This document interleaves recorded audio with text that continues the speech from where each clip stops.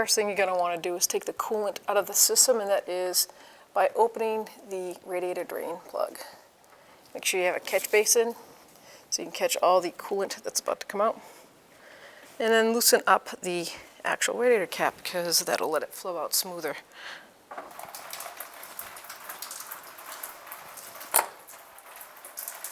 Remove the engine shield by lifting up, pulling it forward.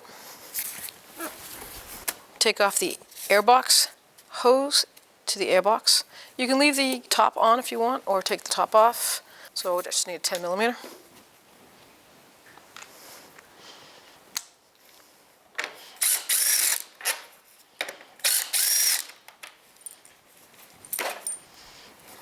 Pop the coolant hose out of there. Take the tabs off the top of the cover. There should be 4. Take the breather hose off. And then we're going to have an air temp sensor on the bottom here. So you're just going to squeeze this connector and disconnect it. Okay, let's take the upper radiator hose off now. Put the tool right on that expansion clamp.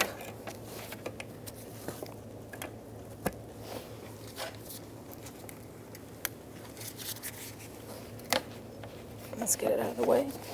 So I have this nice little tool that they make so you can remove hoses that are stuck on. I can break it free now.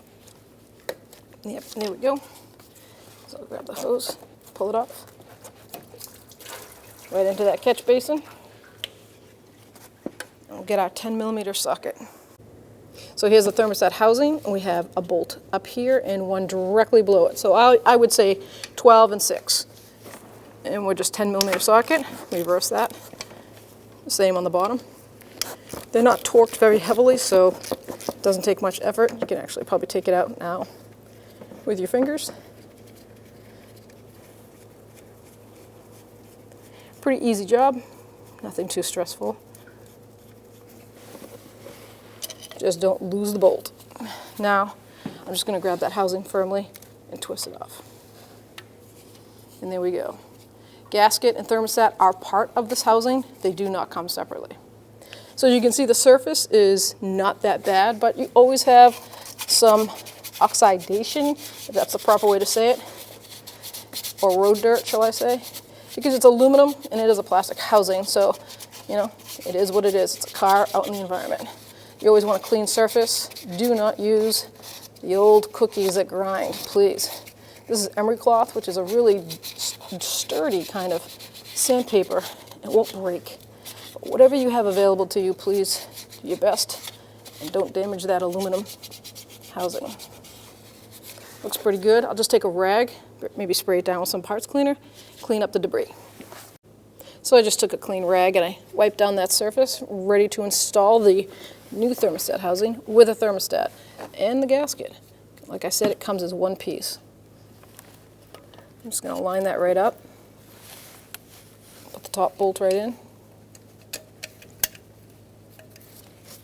I'm just going to get my socket and start it.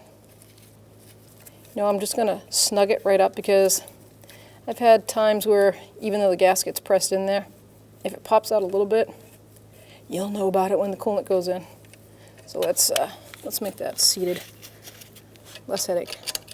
Do the same to the bolt that's at 6 o'clock. Okay, and that's snugged up. Now we are free to attach the upper hose.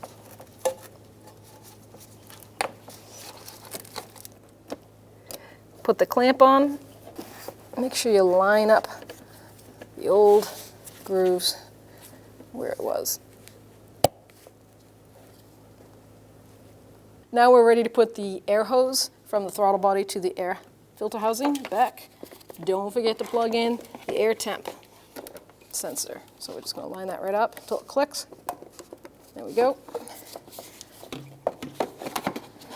Put that on. This hose for the overflow. None of this is hard, but the tricky part is making sure that your airbox clamps are out of the way, and they are. Good. Put that hose in. Now we just have to tighten that clamp. put the housing down. There's 4 of these lock clamps. And then one way down here. Use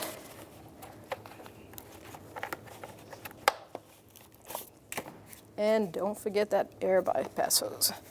It's a vent hose. We have 2 bolts right here, and that's just a 10mm socket. We'll start them by hand. So we need an 8mm socket to tighten that, or a flathead screwdriver, and 10mm socket for that. Make sure the air hose is all the way down on that throttle body. That's it. We're not going to over tighten that and strip it.